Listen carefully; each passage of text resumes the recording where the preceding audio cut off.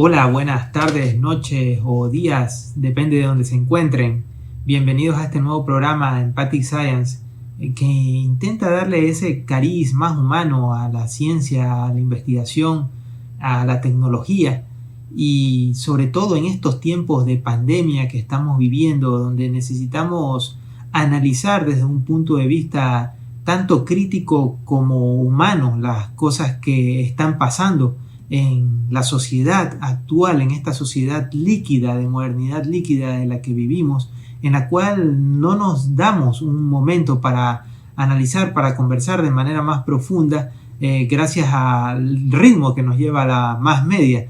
Por eso hemos creado este programa para poder tener un minuto más, para poder hablar de manera más profunda con nuestros invitados. Y el invitado de hoy es una persona muy especial, para mí un verdadero maestro. Se trata de Carmel Ferragut. Él es profesor de la Universidad de Valencia, miembro del Instituto Universitario López Piñero, medievalista de profesión. Para que se hagan una idea, el medievo es muy extenso, no es una cosa banal, va del siglo V al siglo XV. O sea, son 1000 años de investigación, que se dice pronto, pero es mucho.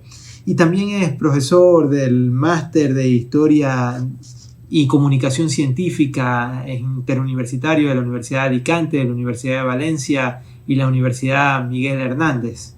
Con esta presentación le damos la bienvenida. Bienvenido, Carmel, gracias por estar aquí. Gracias a ti por tu amable invitación. Queríamos comenzar preguntándole si es verdad que esta época era la época oscura, como se suele decir. Bueno, pues sin duda es la imagen más común que existe en la sociedad, ¿no? Una época, pues, una época oscura, ¿no? Oscurantista, donde, pues, no sé, aunque como bien has dicho son 1000 años, parece que no ocurriera nada de significativo, por lo menos por lo que atañe a la producción del conocimiento o eso que nosotros hoy llamamos ciencia, ¿no? A ver, es una imagen que quiere ver que ha habido un paréntesis enorme entre lo que fue la antigüedad, que ellos querían rescatar, que ellos veían como una época fantástica, ¿no? De grandes logros, y que, pues eso, durante el Renacimiento se quiere recuperar y se quiere obviar ese gran paréntesis, ¿no? Enorme paréntesis. Aquella época, además, donde el Islam tuvo tal protagonismo, ¿no? Que quería también apartarse. Bueno, después Voltaire y otros grandes pensadores de la Ilustración hacen pervivir esta imagen tremenda, ¿no? Catastrófica de la Edad Media.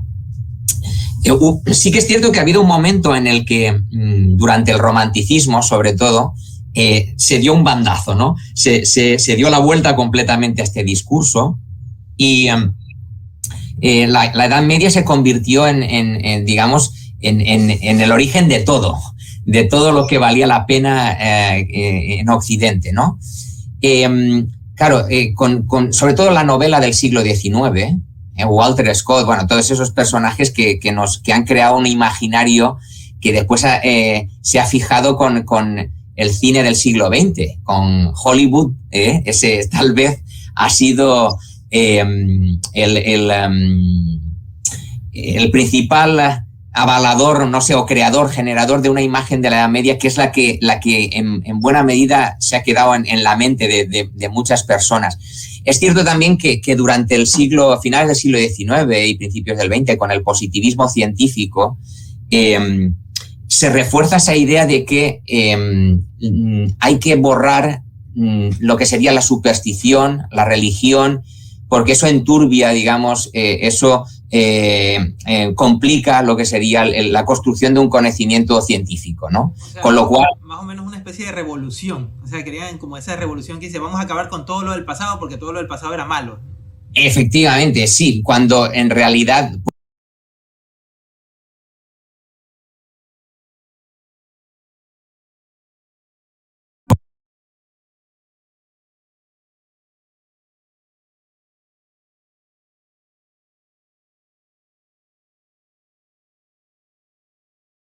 y de la razón, eso es inviable, es imposible.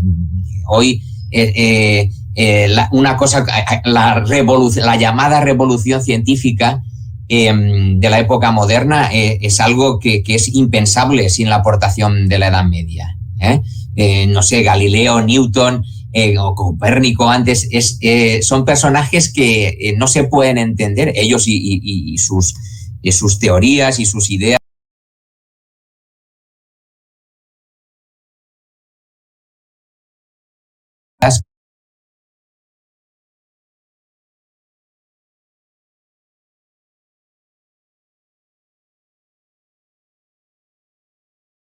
Eso que consiguieron, como digo, sobre todo durante el positivismo en aquella época, ha quedado anclado y pervive de una manera fortísima. O sea, por ejemplo, cuando en las noticias, en los noticiarios, se quiere hacer una crítica, pues no sé, por el exceso de violencia, por la violencia contra las mujeres, por comportamientos, bueno, todo eso es feudal o es medieval o es como que automáticamente te remite a la Edad Media, como si la gente que viviera en aquella época fueron, pues eso, una serie de bárbaros sin principios, sin leyes, pues bueno, que utilizaban la violencia sin ton ni son, sin ningún tipo de miramientos. Bueno, y eso ha cuajado tan bien que continúa y ya te digo, es curioso. Alguno que otro dragón también en la Edad Media. Bueno, claro, estas cosas... mira, iba a decirte el cine. Si analizamos, hay un libro muy, muy interesante que se publicó no hace demasiado aquí en Valencia, que se titula Del castillo al plató. Es un libro que analiza muchísimas películas ambientadas en la Edad Media, ¿no? Bueno, uno de los autores es precisamente un medievalista conocido, Juan Vicente García Marsilla, y lo que se puede observar muy bien es cómo ha ido modulándose esta imagen de la Edad Media. Porque hemos pasado de una Edad Media edulcorada de princesas y caballeros, ¿no? Muy de Walter Scott y todo eso, con Robert Taylor, ¿no? Y esta gente, ¿no? Estos galanes de Hollywood, Charlton Heston, a una Edad Media... Bueno, que también ponían hasta bonito Espartaco, ¿no? Bueno, pero ese cine, fíjate que ha pasado a después recrear una imagen completamente sucia, degenerada, atormentada de la Edad Media, ¿no? Una cosa realmente que es poco creíble, es inconcebible, es que no se puede vivir así.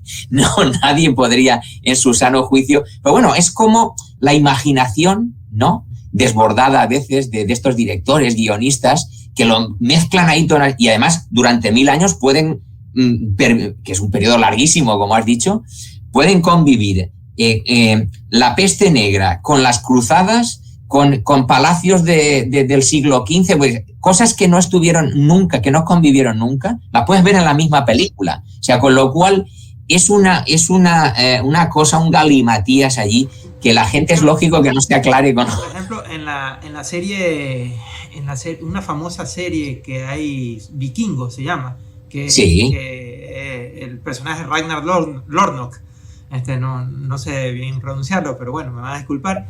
Y por ejemplo, en esa serie hacían una mezcla de varios inventos que fueron pasando a través de casi 700 años, ¿no? Entonces lo unificaron en la figura para hacer la ficción. Y también me parece que pasó algo con Hipatia, con la película de Hipatia, que también un poco para caracterizar el personaje mezclaron inventos o logros que no eran propiamente de ella, pero que los caracterizaron en ese momento, o que no se podía comprobar que eran de ella. Sí, a ver, ahí hay que entender que la ficción fílmica exige ciertas licencias, ¿no? Muchas veces hay películas que la gente las toma como si fueran libros de historia. Yo me acuerdo con la película del médico, basada en la novela de Noah Gordon, que mucha gente me dijo, pero qué bien está esa película, qué bien explica o qué bien narra. Digo, no. A ver, eso que se explica ahí no se ajusta para nada a la realidad histórica, pero queda muy bien, ¿no? Queda muy bien presentado y tal. Bueno, detrás muchas veces de estas películas y de sus guiones hay una ideología, ¿no? Mira, ha habido películas que han sido muy bien asesoradas por investigadores o por medievalistas. Al nombre de la Rosa, que es un clásico también, estuvo asesorada por Jacques Le Goff, que es uno de los grandes medievalistas del siglo XX, ¿no? Y entonces eso se nota. Hay otra película que no tiene nada que ver, que es la película del Cid Campeador, que se filmó no muy lejos de aquí, donde Menéndez Pidal, que era un historiador muy, muy conocido, español, también gestionó aquello, pero queriendo dar una imagen de unidad de la patria española.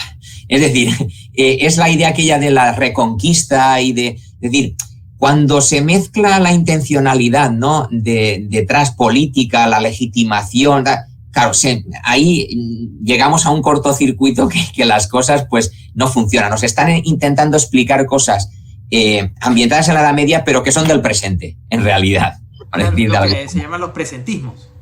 Totalmente. Es decir, cosas que... claro, el problema que tenemos en Historia de la Ciencia muy a menudo es que se pretende entender el pasado con los valores del presente, con lo que hoy para nosotros, pensamos que rige y que es la única verdad, digamos, aceptable y asumible. Es ese discurso, ¿no?, de progreso lineal que nos ha llevado hasta el presente por acumulación, ¿no? Esto en Historia de la Ciencia y de la medicina es completamente erróneo, es una idea que hay que descartar, pero insisto, es muy vigente, ¿no? Y mucha gente tiende a pensar así las cosas, ¿no? Con lo cual, pues bueno, nos encontramos con esas distorsiones, ¿no?, de una realidad como es un periodo tan lejano, ¿no?, y tan particular. Después también tenemos que se habla de eso, pero es Europa. O sea, había un planeta más allá de Europa, casualmente Europa es el continente más pequeño, ¿no? No sé si Oceanía es más pequeño, pero Europa, entre África, Asia y América es el más pequeño. Sin embargo, en el relato suele ser el omnipresente o el más grande. Claro. Y todo esto por ejemplo, en China, en el mundo islámico, ¿qué estaba pasando durante este periodo? Claro. ¿Cómo evolucionaba la ciencia allá? Claro, es que efectivamente nosotros tenemos una visión eurocéntrica. Generalmente tendemos a pensar que todo fue, bueno, más o menos como lo vivimos aquí, pero realmente la Edad Media es un concepto que tenemos que entender que es occidental. Es una categoría que hemos creado aquí. Y como bien has dicho, si vamos hacia el mundo oriental, vamos hacia el Imperio Chino, vamos a la India o vamos a África, claro, la situación no tiene nada que ver. Es cierto que en la ciencia china había alcanzado durante la Alta Edad Media unos niveles, un progreso en el conocimiento que está alejadísimo de lo que era la realidad de la Europa feudal, ¿no? de la Europa de los castillos, de la desurbanización. Hay un contraste enorme, ¿de acuerdo? Y el mundo, bueno, después el mundo islámico, bueno, desde lo que sería el mundo persa, el mundo árabe, claro, en torno al siglo X-XI es inimaginable lo que se estaba haciendo allá, las bibliotecas, la acumulación de saber, las traducciones de textos clásicos al árabe, la discusión sobre esos textos. Claro, todo eso hay que pensar que en paralelo en lo que los centros de conocimiento en Europa eran los monasterios, que eran unos focos que no estaban aislados, porque tenían un contacto entre ellos mucho más estrecho y profundo de lo que pensamos a veces, ¿no? Pero que sin duda era un mundo muy, digamos, donde la ciencia no tenía la penetración o los usos y la difusión que tenía en Oriente, ¿no? Entonces, claro, a veces incluso se ha especulado, ¿no? ¿Qué hubiera pasado si aquellos territorios, aquellos pueblos hubieran tenido una tradición más conquistadora y colonizadora como la que tuvo después Occidente, ¿no? Pues sí, porque con el dominio de la pólvora que ya tenían en China o el conocimiento de la brújula, tal. Claro, es que, bueno, eso es hacer historia ficción, ¿no? Pero lo cierto es que es verdad que, no sé, hay una obra muy fantástica de Needham, que es de Science and Civilization in China, que pone en evidencia el acervo cultural tremendo y científico y tecnológico que tenía aquella cultura frente a la europea, ¿no? Pero muchas veces el relato ha sido que pues Europa lo hizo prácticamente todo. Ha sido la cuna de la filosofía y de la ciencia y de todo, ¿no? Pero ha sido de su modelo, ¿no? De su percepción. Que esta es otra cosa, pues bueno, que los problemas del eurocentrismo. A lo mejor sí que será adelantado en el tema de marketing, ¿no? Sí, a ver, al final el que escribe, ¿no? La historia, claro, como se dice eso de barre para casa, ¿no? Construye un discurso, pues, mirándose al ombligo, ¿no? Y bueno, intenta perpetuarlo por los siglos de los siglos. Ha sido después la investigación, ¿no?, la que ha ido aclarando todas estas cuestiones. Cuando usted habla de esto, de los imperios y todo, también me surge una duda que no me la había planteado hasta que lo escuché en este momento, y es si también no viene de un discurso de desnostar también a la ciudad-estado, ¿no? O sea, porque durante la Ilustración ya comenzamos con los estados grandes, uniones de ciudades, comenzamos ya un cambio de tendencia. O sea, China y el Islam eran poderosos porque eran imperios. Europa éramos ciudades-estado. Es como también un menosprecio a la ciudad-estado. ¿Puede ser? No lo sé. A ver, en realidad el desarrollo de la ciencia se ha producido de maneras muy diversas, ¿no? A ver, hay modelos desde arriba, digamos, ¿no?, construidos desde el Estado, ¿no?, como imperiales, como es el imperio chino, ¿no?, o el califato, ¿no?, donde es una cuestión de Estado. La ciencia es una cuestión de Estado. La producción y la acumulación de conocimiento se ve como algo que permite desarrollar una sociedad de una manera determinada. En el caso de, digamos, europeo, primero lo que sería el mundo clásico. Claro, esto no existe, esto funciona de otra manera. No hay una razón de Estado detrás del conocimiento. Es algo individual, es algo de sabios y sus escuelas, es una producción diferente, ¿no? Más complicada porque además supervivencia es más difícil. Se puede perder completamente por razones obvias. No hay detrás un sustento, no hay detrás un poder fáctico interesado. Entonces, sí es cierto que ha habido diferentes formas de generar y de construir el conocimiento y de desarrollarlo. Pero todas han funcionado. Por decir de alguna manera, todas esas tradiciones al final han conseguido logros tremendos, ¿no? Ahí podríamos discutir también, no sé, hoy el modelo de desarrollo científico actual, si privado, público, claro, al final, ¿qué es lo que funciona? ¿Qué es lo más adecuado? Bueno, pues creo que esta es una situación también que vivimos desde hace siglos, ¿no? Y bueno, también podemos debatir ahí todo lo que queramos. Pero es cierto que Europa ha construido una ciencia genuina, propia. Mira, el mundo de la universidad. La universidad es un invento europeo. Se ha exportado, ha triunfado, está por todos los lados. Hoy hay universidades por todo el mundo, independientemente de su originaria tradición cultural y de modelo de enseñanza. Bueno, mira, hizo fortuna y ha funcionado la mar de bien. Pero ninguna cultura ha generado nada parecido fuera de Europa a una universidad, a lo que son las universidades. Entonces, bueno, pues si quieres ver en eso, no sé, una particularidad que te hace superior, no te hace superior o mejor o peor. No, es diferente, es otra, no sé, es una manera particular de haber funcionado y bueno, y en su momento nació y mira. Esto nos habla de que la universidad en sí, bueno, es una infraestructura, pero también es una forma de organización. ¿Hasta qué punto es más importante la organización en sí que el invento propiamente? O sea, ¿hasta qué punto es más importante cómo yo organizo un ejército que en sí tener pólvora? Claro, bueno, vamos a ver. No, es cierto que la manera en la que se organiza, se crea el conocimiento es fundamental. No es lo mismo disponer de un laboratorio que no, o investigar desde un laboratorio que... era una pregunta un poco provocadora, ¿no? Pues yo sé que las dos cosas van relacionadas. Es importante porque, desde luego, la universidad también hay que ligarla a un contexto determinado, el catolicismo, ¿no? Por ejemplo, el cristianismo, mejor.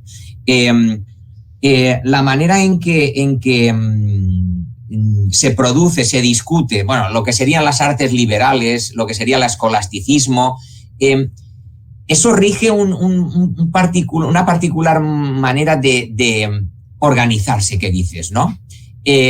La universidad realmente al principio es eso, una universitas, es un colectivo de gente alrededor de un maestro que tiene un prestigio, tiene una fama, donde al principio no hay ni edificio, no hay. Yo les decía a mis estudiantes de grado, cuando estábamos haciendo clases por videoconferencia, decía, mirad, esto es la universidad, pues casi como en la Edad Media, no tenemos espacio, ahora no estamos en un edificio, vosotros estáis en un sitio y en otro, ¿y qué es lo importante? Pues justo eso, que hay profesores y estudiantes, y eso es lo que configura la universidad. O sea, diferente inclusive al liceo griego, ¿no? Sí, efectivamente, todo lo demás es accesorio. No, ¿me explico? Claro, después todo eso ha ido generando, pues lógicamente, infraestructuras, bibliotecas, colegios donde los estudiantes residen, bueno, toda una serie de cuestiones normativas para que ese grupo esté allí discutiendo y produciendo conocimiento y conocimiento que se difunde que va hacia la sociedad. Que no es un conocimiento, porque eso es muy importante en la Edad Media. La universidad no es un núcleo cerrado, no es un núcleo que permanece ajeno a las necesidades de la sociedad, sino justo lo contrario. Está hecha para el bien común, para aportar a la sociedad toda una serie de beneficios que se derivan pues no sé, del conocimiento médico, del mundo de las leyes, del derecho, y bueno, y de la teología, que es lo más importante, ¿no? Que es lo que reúne todo. Pero conservando el carácter elitista, obviamente, porque nadie podía estudiar si no tenía dinero. Efectiva, a ver, no exactamente, ahora verás. Porque, ¿sabes qué ocurre? Que tenemos tantos tópicos asociados a la Edad Media que ir limpiando todo eso bueno, cuesta. Esto no es un tópico de la Edad Media, era un presentismo. No, fíjate, hombre, es cierto que estudiar en una universidad eran pocos los que durante la Edad Media, o incluso durante la época moderna ya va cambiando, pero son relativamente muy poca gente la que puede acceder. Lo que ocurre es que sí que hay individuos que van como becados. Es decir, un gobierno municipal puede saber de un chico, porque además eso sí, es cosa de hombres, vamos, ahí sí que está muy claro, pero puede haber un chico, ¿no? Que no tiene recursos, pero que promete, ¿no? Que puede ser una mente brillante, tal. Entonces le pagan los estudios, es como una beca, ¿no? Y entonces viven en los colegios mayores, ¿no? Que tienen estas universidades, donde además, fíjate, se organizan por naciones, dicen por naciones. Es decir, los colectivos, como vienen de sitios tan alejados, se organizan allí dentro por los que, no sé, imagínate, los valencianos que estaban en Bolonia, pues entonces organizaban su nación. Entonces, como las confraternidades o los Latin King, más o menos. Es algo así, y además te lo voy a decir, muy violentos. Eran colectivos muy violentos. Esto se ha estudiado mucho, y los estudiantes universitarios, la verdad es que armaban unas broncas tremendas. Eran grupos difíciles de controlar. Las hormonas no conocían de época. Es efectivo, me lo has dicho. Es cómo se puede controlar a adolescentes y jóvenes que vivirán durante un periodo largo de su vida fuera, lejos de casa, con otros jóvenes. Bueno, claro, los prostíbulos, las tabernas, y después todo tipo de confrontaciones son habituales dentro del mundo universitario, ¿no? De hecho, la universidad tiene su propia jurisdicción. El rector y la gente que... De ahí viene lo de la autonomía universitaria, esa tradición. Efectivamente, la universidad tenía un corpus legislativo propio, normalmente venía por autorización papal, o de altos cargos eclesiásticos. Ahí hay una mezcla entre lo que sería lo municipal, real, la iglesia por el medio, bueno, en fin. Pero al final se disfruta, digamos, de una autonomía muy grande, ¿no? Dentro de lo que sería el colectivo que vive dentro de la universidad.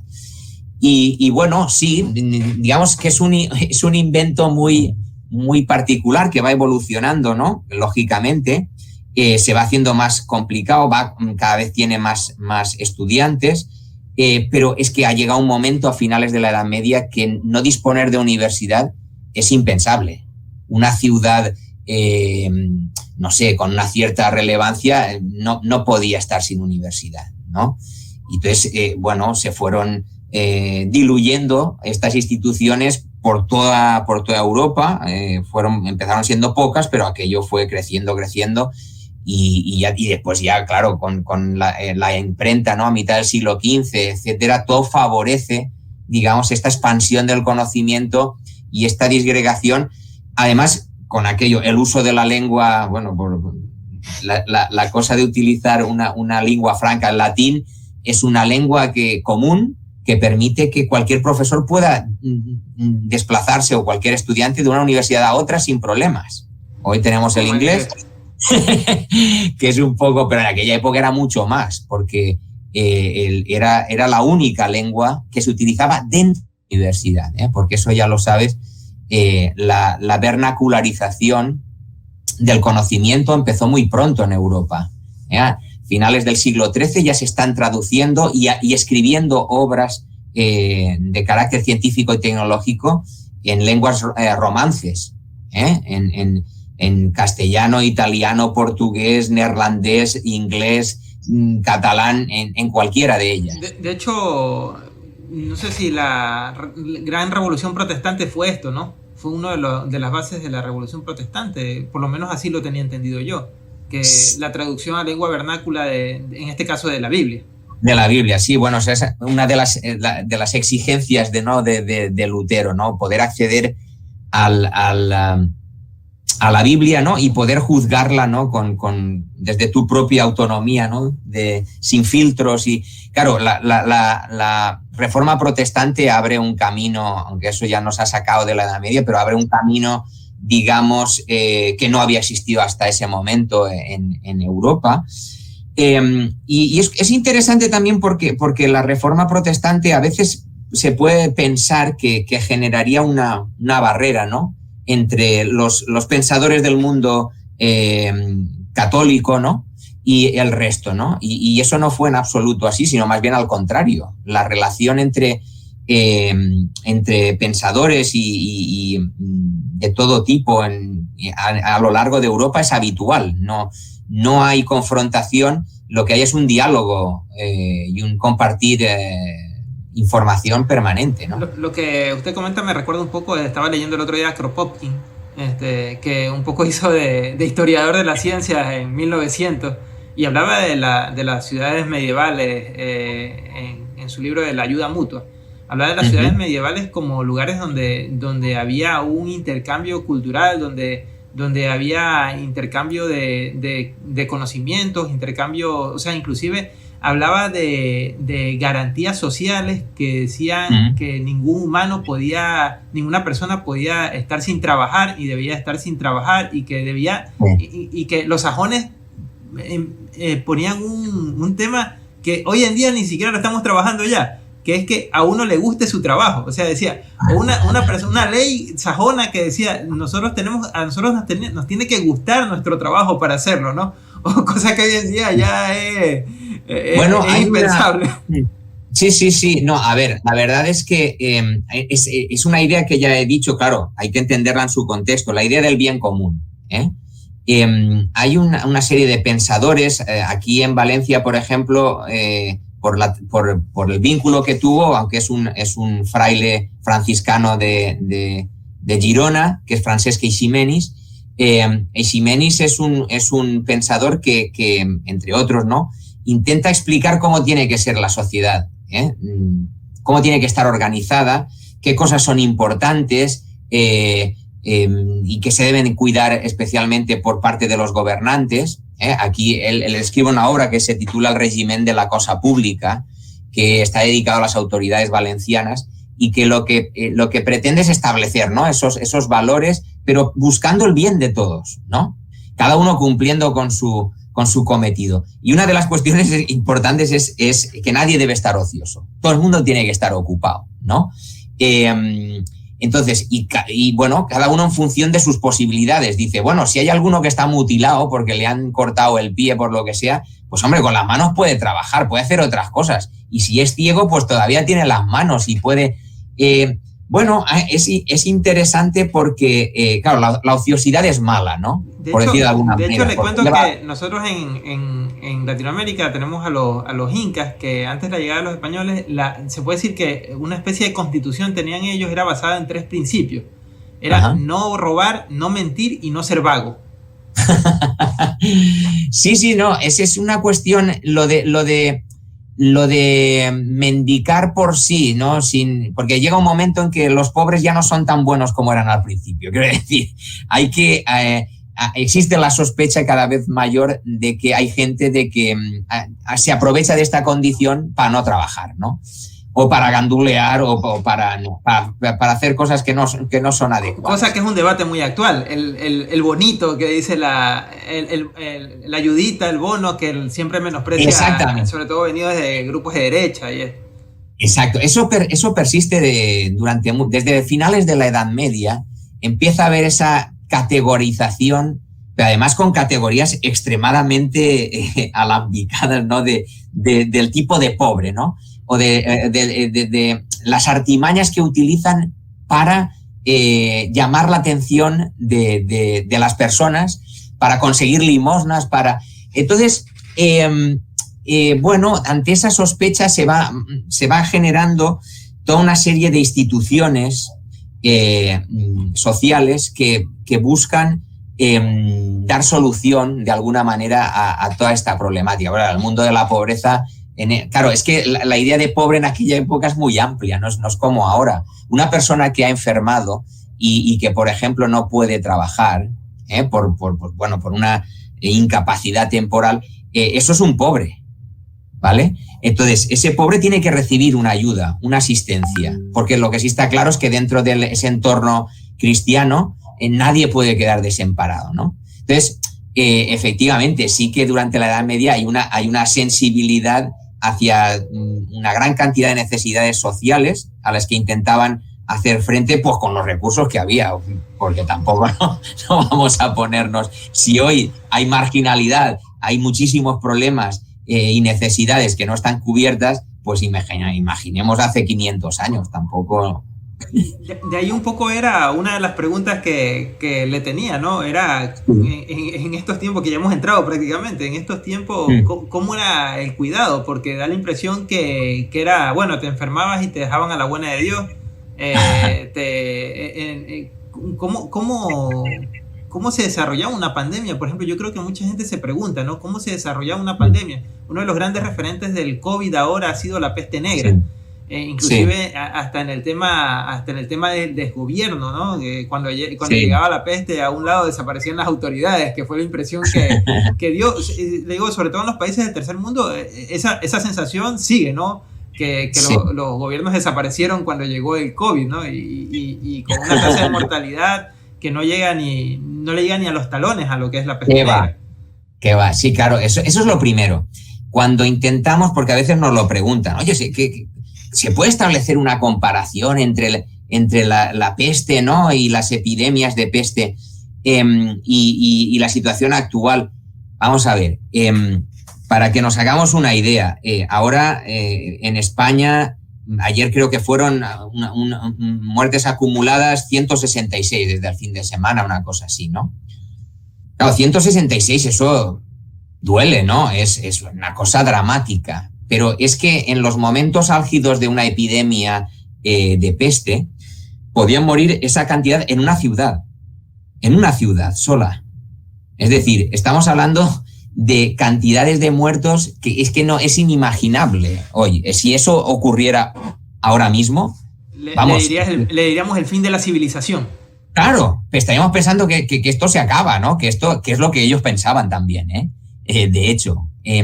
Entonces, ahí hay que diferenciar, primero eso, el impacto que tenían esas epidemias por razones obvias, porque los conocimientos médicos no tienen nada que ver, ni tampoco las posibilidades de asistencia, ni bueno, nada, ¿no?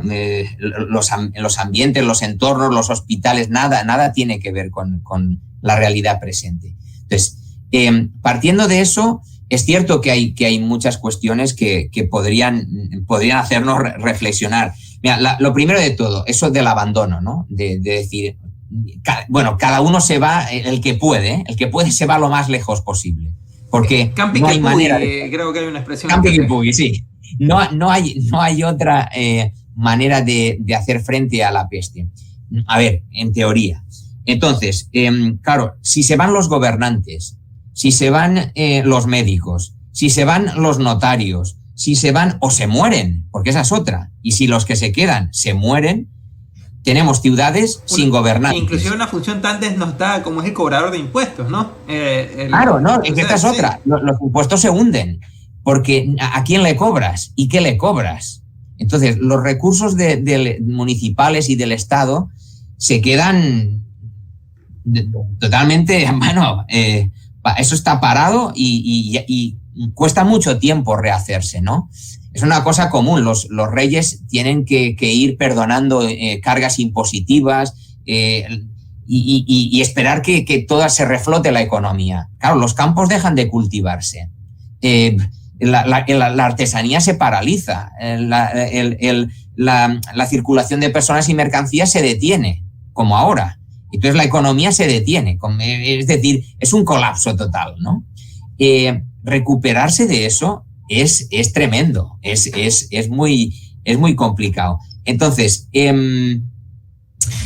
es cierto que eso es una cosa, pero después lo del tema del cuidado que has dicho, ¿no? Porque es importante, puede parecer que, hostia, la gente se va a morir sin más y no habrá manera, los pobres, de que nadie... Claro, es cierto que se muere, que en eso es muy parecido. Yo escribí una cosa sobre ese asunto, ¿no? Es morir mal. Para morir bien en la Edad Media, tú tienes que morir confesado. Tienes que morir rodeado de tus parientes, habiendo hecho testamento.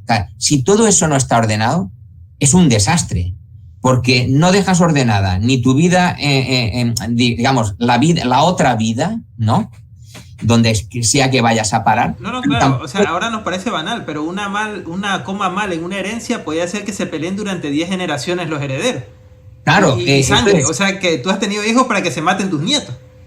Bueno, entonces, por eso hubo lo que se llamaron los testamentos nuncupativos. Son testamentos dictados verbalmente. O sea, cuando uno está en el lecho de muerte, llama al notario y entonces se redacta de urgencia un testamento, ¿no? Porque si el notario no media, es que no hay validez para un documento. Por eso te digo, si los notarios no están o si los notarios se mueren, desorganizas completamente una sociedad, la dejas sin posibilidad de funcionar, ¿no?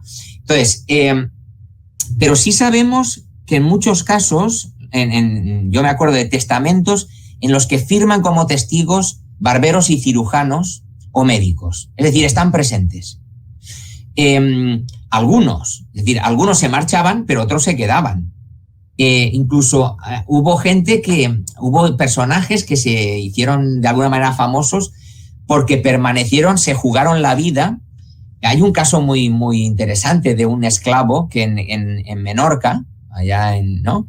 Estuvo en un hospital durante la epidemia curando a gente y el rey en reconocimiento le dio la libertad y le permitió ejercer la medicina con una licencia. Es decir, hay pues eso, personas que heroicamente, digamos, o no se sabe muy bien por qué, permanecieron, ayudaron a la gente, bueno, también por el sentido de responsabilidad, ¿no? O porque te tocaba, a lo mejor no tenías dónde más ir.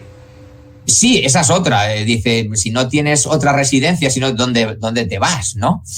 Pero es cierto que de alguna manera, ellos eran conscientes que se jugaban la vida. Muchos médicos murieron durante las pestes, ¿no? de la Edad Media.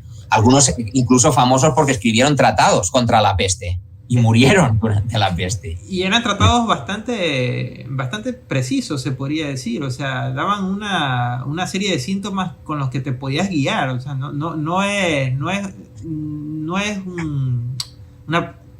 una cuestión de medicina moderna, pero si uno lee esos tratados, te haces una idea de lo que había.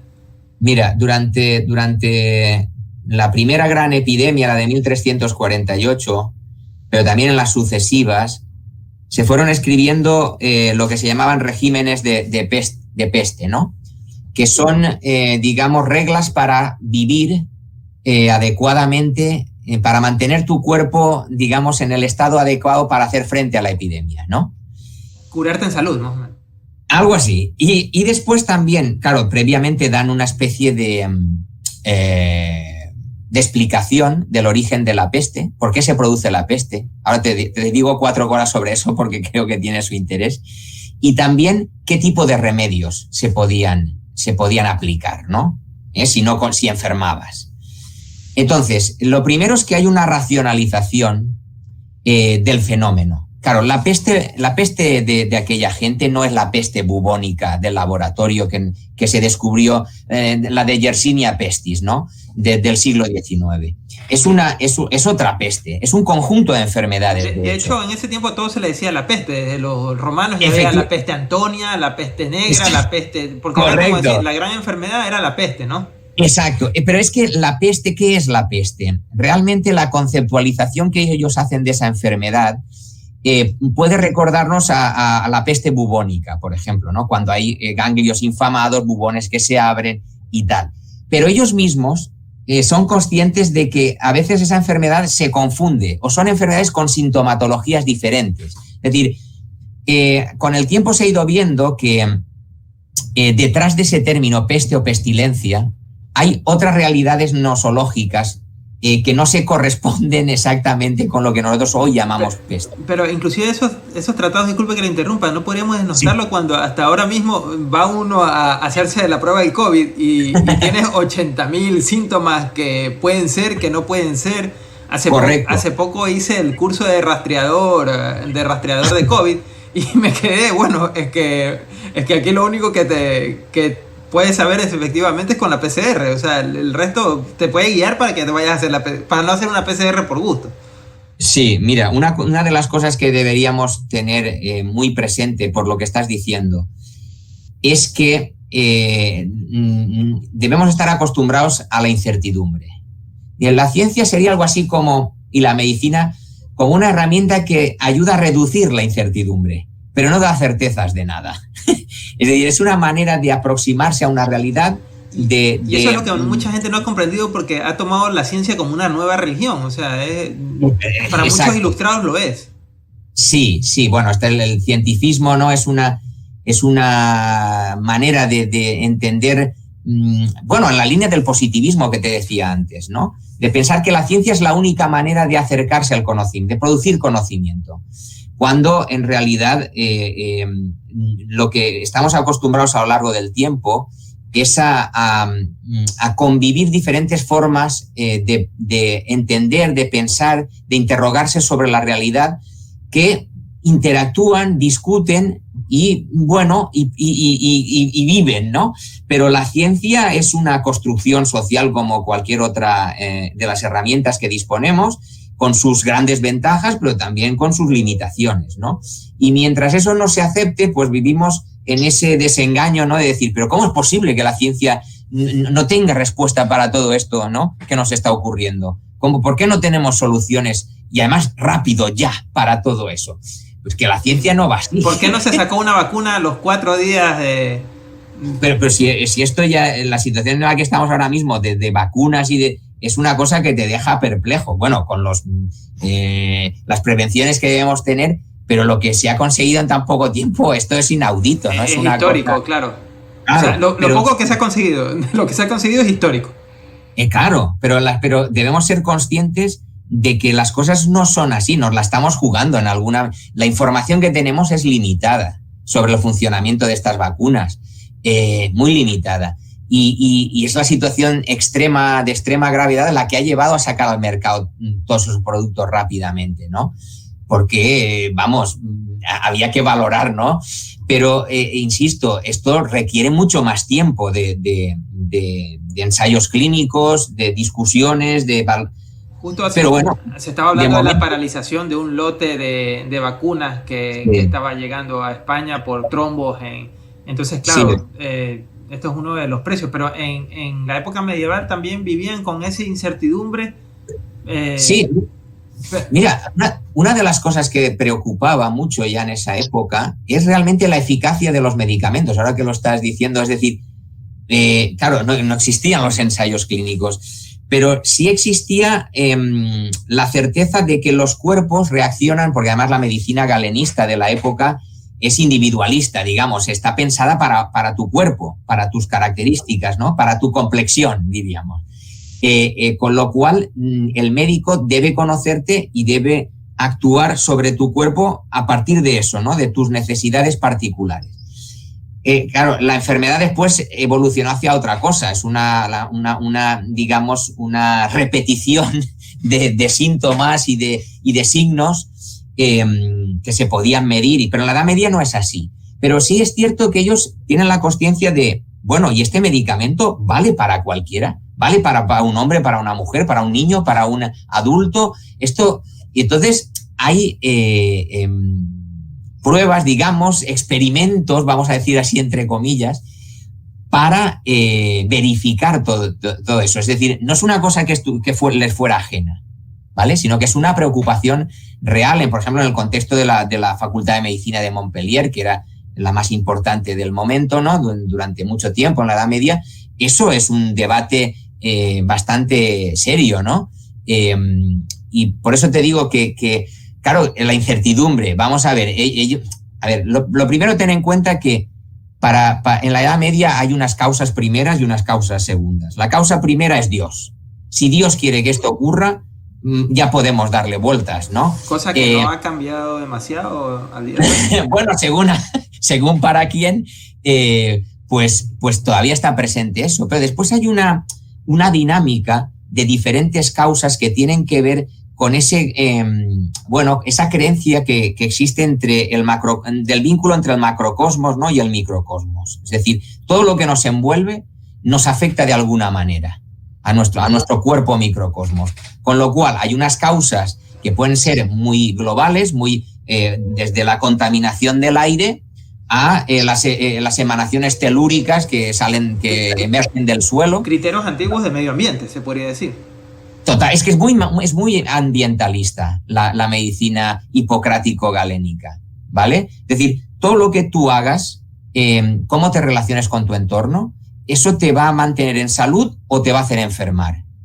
Entonces, entonces todo eso es complicado, es una interacción de cosas. Pero después hay otra cosa, fíjate. Disculpe que lea, una cosa que se me viene a la mente es que hoy estamos perdiendo esa concepción, pero la estamos perdiendo de los últimos 30 años acá, porque antes era todo el tiempo, las diarreas infantiles, las diarreas en adultos, o sea, la gente vivía con diarrea casi la cuarta parte de su vida, por hacer una caricatura, ¿no? Y estábamos muy cercanos, o sea, antes la mayoría de la gente se moría por cuestiones infecciosas bacterianas, hoy en día no. Sí. Entonces es como que en pocos años también hemos olvidado esto y desnostamos lo que había del pasado cuando es un pasado realmente cercano. Sí, no, olvidar es fácil, ¿eh? Y bueno, en este sentido, claro, lo que pasa es que ahora ya hace un tiempo que las enfermedades que preocupan aquí son las crónicas, no las infectocontagiosas, ¿no? Entonces, se ha cambiado el discurso, ¿no? A la hora de acercarse a la enfermedad por esta razón, ¿no? Son otras las cuestiones que nos preocupan. Pero lo que está claro es que en una época donde el tema del cambio climático es tan relevante, ¿no? Las alteraciones de los ecosistemas. A ver, mira, el tema del virus, de la pandemia, la COVID y tal, en otra situación planetaria no sería así. A ver, es cierto que toda la historia de la humanidad es una historia en la que convivimos con virus, bacterias y epidemias una detrás de otra. Lo anormal, digamos, es no vivir una pandemia, ¿vale? Eso es una enfermedad epidémica. Eso es lo anormal. Lo que pasa es que estábamos demasiado bien acostumbrados y habíamos pensado que esto ya no era propio, ¿no? También es un poco el espejismo, ¿no? Al que nos lleva la ciencia. Pensamos que lo teníamos controlado. Y no solo es un espejismo actual, sino un espejismo local, porque pregúntele a un africano y a un americano sobre el dengue y a un asiático. Sí. O sea, es que se puede decir que más bien uno de los pocos lugares donde está controlada es aquí, y también por la cuestión cíclica de, por ejemplo, el mosquito, ¿no? Que el mosquito no tiene los mismos ciclos aquí se favorece más en verano, pero por ejemplo allá todo el año tiene para reproducirse. Sí, pero mira, ten en cuenta que ya está muy claro que estas alteraciones climatológicas están haciendo que muchos insectos, muchos vectores se estén desplazando de latitud, con lo cual estas enfermedades ya lo son. Van a ser cada vez más preocupantes en entornos donde estaban desaparecidas o antaño habían, tal vez, aquí ha habido fiebre amarilla en el entorno de Valencia y de Alicante, y todo eso desapareció, pues, pero ahora corremos el riesgo de ir recuperando determinadas enfermedades que parecían que ya no tenían que ser una preocupación, ¿no? Pero eso tiene que ver con unas causas más profundas. O sea, la causa última parece es el virus, ¿no? La causa eficiente, que dirían en la Edad Media. Pero las causas profundas son otras, que tienen que ver con un modelo económico determinado, con una alteración de los ecosistemas, con alteración del clima. Bueno, todo eso es lo que nos está empujando, por no hablar de un modelo económico y de unas interacciones planetarias que hacen que sea muy fácil que una epidemia se mueva a una velocidad tremenda, ¿no? Entonces, de hecho, ya había datos que algunos ecologistas decían: la próxima pandemia va a venir de las fronteras extractivistas, y decían en Asia, en África y en América Latina hay gente que le hacen pruebas y tienen 5, 2, 3 virus desconocidos por el contacto con y esa gente caza en las zonas extractivistas por el extractivismo y por la pobreza. Entonces, es que era cuestión de tiempo. O sea, si lo ves en retrospectiva, y había gente que estaba avisando, pero no se los escuchó porque se los consideraba los 4 frikis ecologistas, pues, ¿no? Sí. No, sin duda, esta cuestión, la pobreza, es una de los Es el mayor de los problemas que tenemos. Porque, bueno, eso va a generar toda una serie de situaciones. A ver, en un mundo globalizado, cualquier cosa que ocurra en cualquier rincón del planeta va a acabar teniendo repercusiones, ¿no? Entonces, se puede intentar maquillar, se puede intentar actuar sobre cuestiones que nos parecen, o que a los políticos les pueden parecer más acuciantes, más a corto plazo, por sus, digamos, sus necesidades. Pero en el fondo, resolver este tipo de problemas a los que nos enfrentamos requieren una mirada mucho más compleja, de mucho más largo plazo, con políticas diferentes y con transformaciones que parecía que todo esto que hemos vivido iban a llegar. Pero ya no está tan claro. Es decir, si el mundo que vamos el mundo que va a emerger cuando todo esto más o menos se aclare, va a ser un mundo mejor. La verdad es que parece que o es diferente o vamos mal, o vamos muy mal, porque esto va a repetirse, seguro. Es decir, o transformamos en los modelos productivos, o la manera de organizarnos, la manera de atender, o sea, pensar que todas las personas que habitan este planeta tienen los mismos derechos, independientemente del sitio donde vengan, donde vivan, pues, bueno, los problemas van a continuar haciéndose grandes. Yo creo que en un mundo interdependiente como el que vivimos hay que cambiar muchas cosas, o porque si no nos la jugamos. Bueno, y esto no es una cuestión, esto es científico, tú ya sabes, las cifras, las estadísticas, el material del que disponemos nos habla muy claro de todas estas cuestiones, ¿no? En fin, pero después las cosas van como van.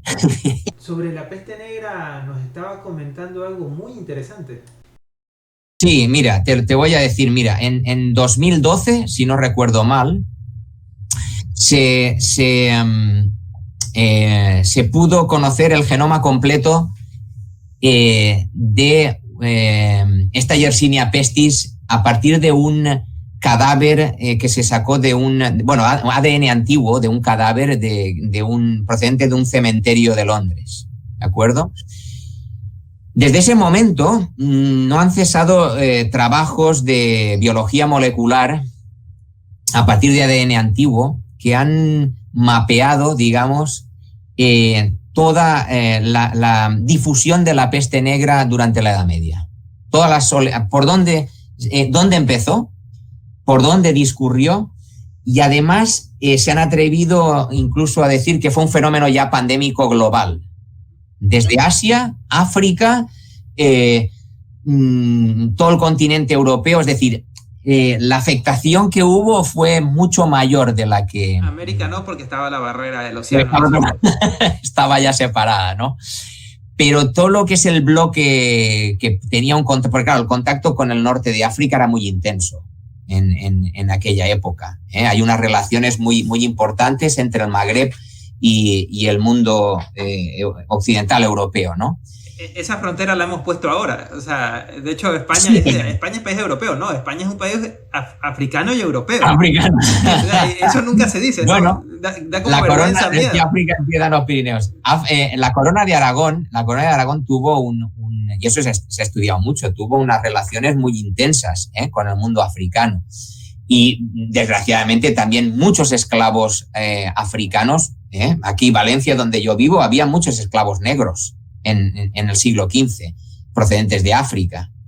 Había de muchos sitios, pero también africanos, ¿no? De hecho, había una cofradía de negros africanos, incluso, ¿no? Que se reunían ahí para sus cosas y tal. En fin, las ciudades medievales son ciudades muy cosmopolitas. Una ciudad como, yo qué sé, París, Londres, Barcelona... París, bueno... O sea, esa imagen que siempre aparece un actor negro en las películas medievales no es para llenar la cuota No. intercultural. Había bastantes negros. Sí, eso puede parecer...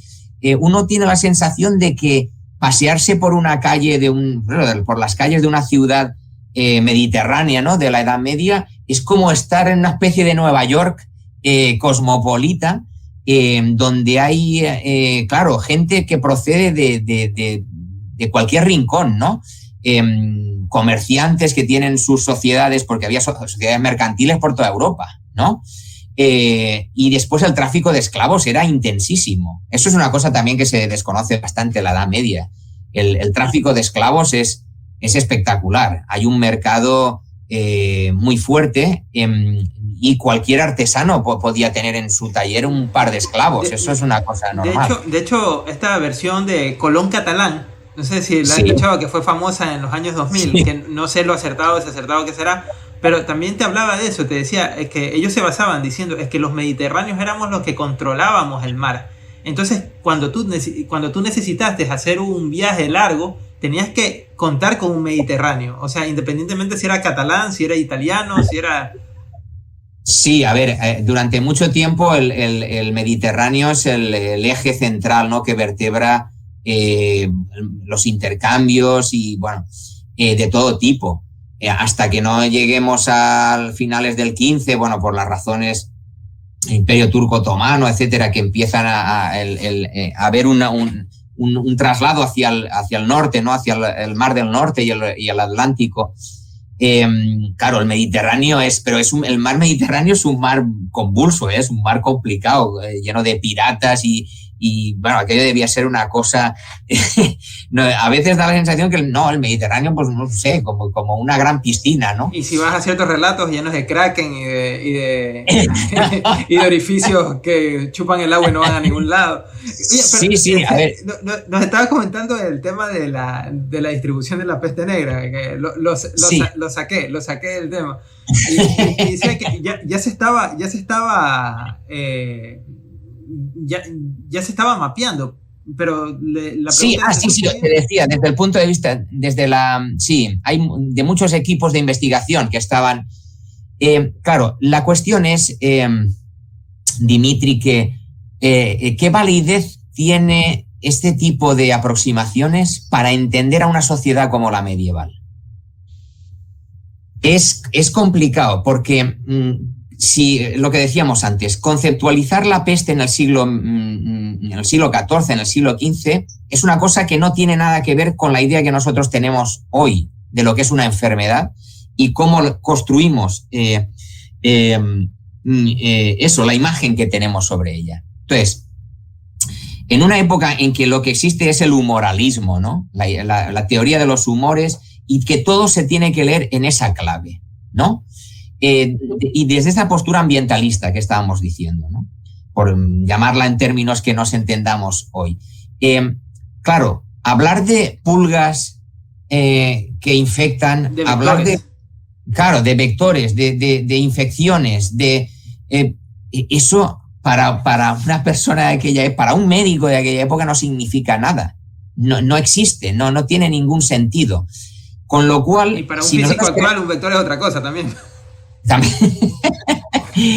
Lo cierto es que si queremos entender aquella sociedad, tenemos que borrar esto que tenemos ahora, no nos sirve. O sea, es cierto que tú puedes decir, bueno, pues entonces fue Yersinia pestis, fue peste bubónica, lo que, te puedo decir, es que hubo tantas oleadas de peste, tantas, y en tantos sitios, y que en cronologías diversas, y que con descripciones que tan confusas que no tiene sentido este relato tan, no sé cómo decir, tan limpio que hacemos hoy. Técnico, sí, de decir, bueno, no, es que esto empezó en el Asia Central y desde aquí fue evolucionando hacia allá y tal, y entró por tales puertos seguramente y no sé qué. A ver, nosotros tenemos noticias... una cosa es trabajar con documentación, también te lo digo, ¿eh? Los tratados médicos, los documentos de archivo, claro, están emitidos por esa gente. Y o te metes en su cabeza o no entiendes nada. Irnos a la biología molecular para entender esto, pues vamos mal.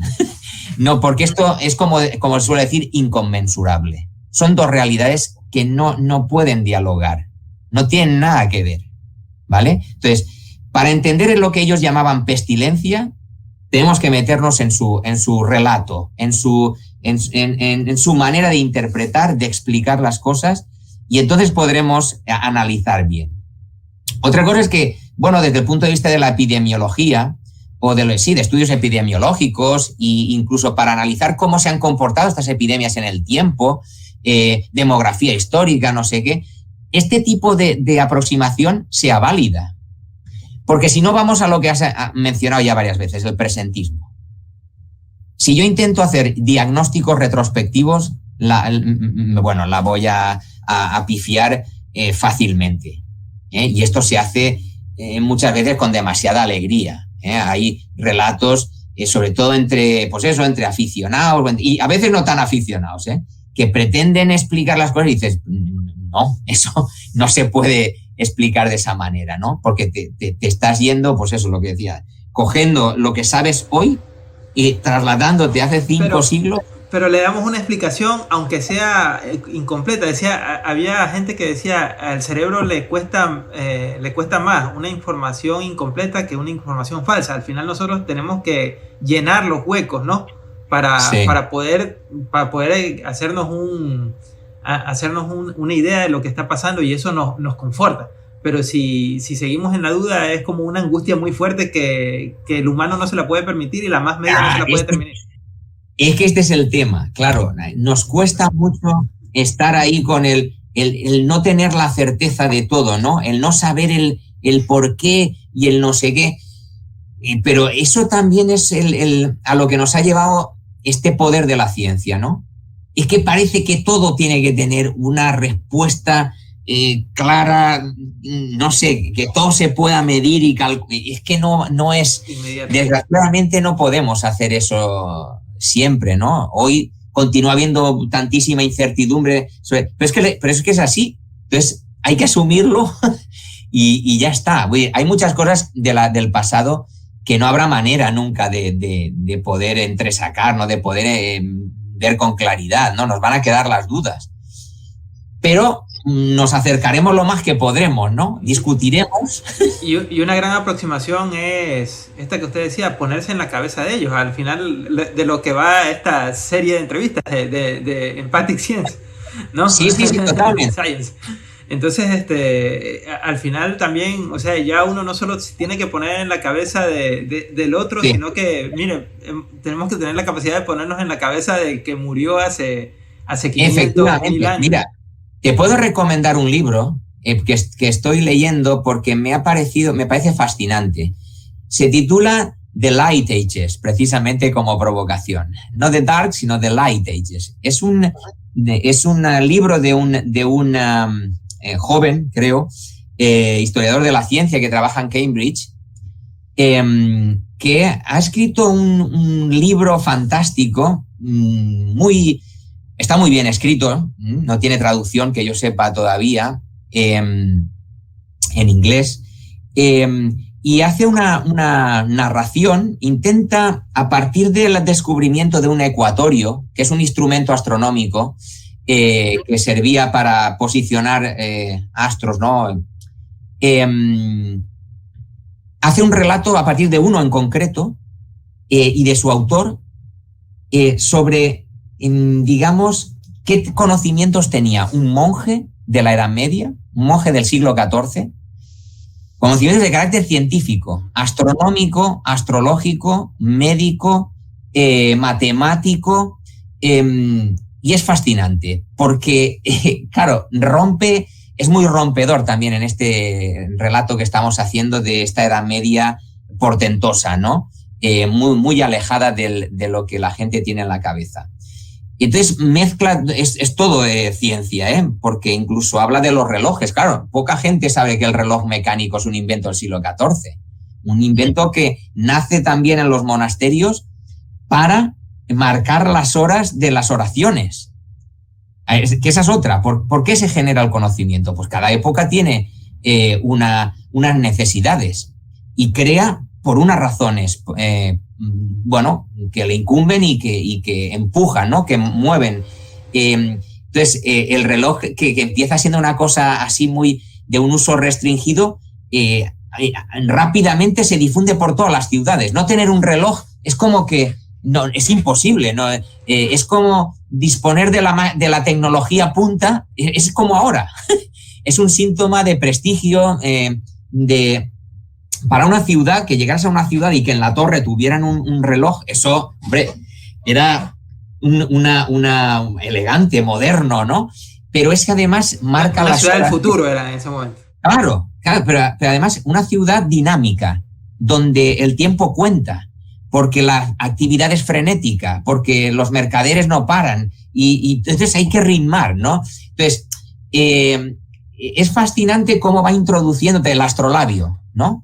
Un artilugio que sirve también para calcular la hora, para medir las posiciones, la latitud, por ejemplo. Y mire, y disculpe que le interrumpa, en esto que usted mencionaba hace un rato de lo que vamos perdiendo, por ejemplo, hoy en día nosotros no comprendemos la importancia que tenían las estrellas, porque usted acuérdese cuándo fue la última vez que vio las estrellas en pleno. Claro.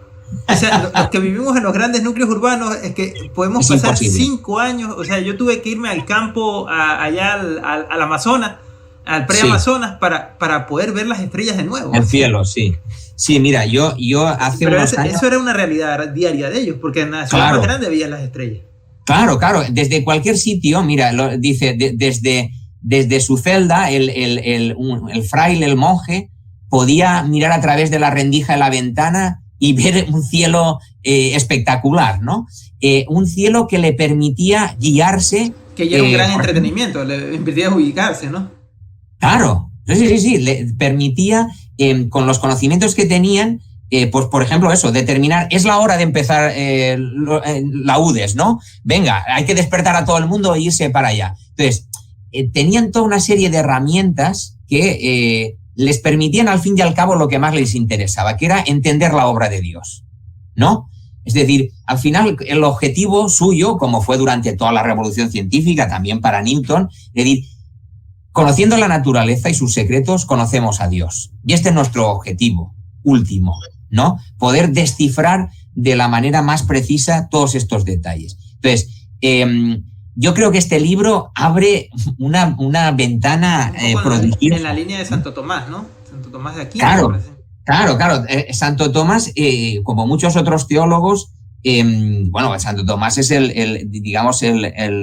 que permite asumir el Aristóteles sin ningún tipo de reservas, ¿no? Dentro de la Iglesia, aunque fuera en algún momento prohibido y tal, ahí hubo sus debates y tal, pero es que claro, el aristotelismo es la filosofía natural, es lo que nosotros llamamos ciencia. Sin eso no había nada, no había armazón sobre el que tejer todos los demás conocimientos, ¿no? Entonces, son precisamente estos monjes y estos frailes después de las ciudades los que están discurriendo, escribiendo, inventando, ¿no? Aparatos, artilugios y cosas que después tuvieron una aplicación fantástica, ¿no? Desde la navegación a, yo qué sé, a la medicina, porque la astrología era una herramienta muy importante para la práctica médica también, ¿no? Conocer, por aquello que te decía de los macrocosmos y el microcosmos. Si yo no sé sobre qué el influjo que están teniendo los astros sobre mi cuerpo, no puedo ejercer bien una determinada labor, ¿no? Por ejemplo, médica, como sea la extracción de sangre, ¿no? Una sangría terapéutica. Entonces, claro, ahí hay, insisto, toda una racionalización complejísima que deja muy lejos esta imagen de oscurantismo y de no sé, y de cerrazón de la Edad Media. En definitiva, hace falta buena divulgación, hace falta, bueno, como esto que creo que estás haciendo, para romper con una imagen, pues bueno, estereotipada y que desgraciadamente yo cada vez que mis estudiantes vienen del bachillerato y les pregunto, su feedback es este, el feedback es este, es el de una época tenebrosa. Bret Hart y... Totalmente. Bueno, y poco más.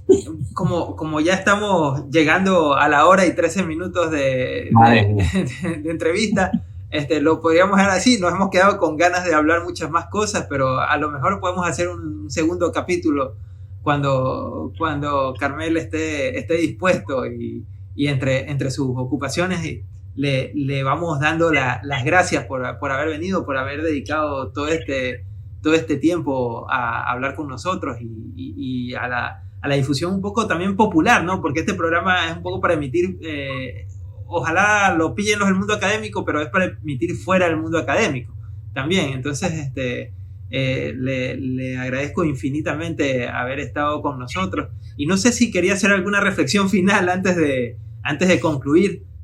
No, creo que un poco en la línea que te he comentado. Creo que es importante, es fundamental la divulgación del conocimiento de la ciencia y de la historia de la ciencia, bueno, y de muchas otras cosas, ¿no? Para poder valorar realmente, precisamente, qué tenemos ahora, qué es esto que llamamos ciencia, qué podemos esperar de ella y qué no, pero que la podamos entender en esta dinámica de construcción y de evolución a lo largo de la historia. Hubiéramos tenido una idea de la ciencia como del romanticismo, como teníamos la idea de la pareja del romanticismo, una idea de la ciencia sobre el COVID, ¿no? Que va a venir y nos va a salvar en 4 días. Efectivamente. Pero, o sea, mucho ver la película Armagedón con... Sí, sí. Bueno, entonces, una vez más le agradezco, espero que lo volvamos a tener aquí y me despido, nos despedimos de todos ustedes. Gracias por haber estado ahí, gracias, no se olviden como siempre dicen todas las personas que emiten por internet, no se olviden de darle me gusta, de distribuir este video, de activar la campanita de notificaciones para cuando tengamos otra entrevista también se puedan enterar y la puedan disfrutar, enviársela a toda la gente que conocen para que, sobre todo la que quieren, ¿no? Porque uno cuando quiere a alguien le transmite conocimiento. Entonces, les dejamos y hasta una próxima. Gracias, Carmen, y gracias a todos ustedes. Muy bien. Deu.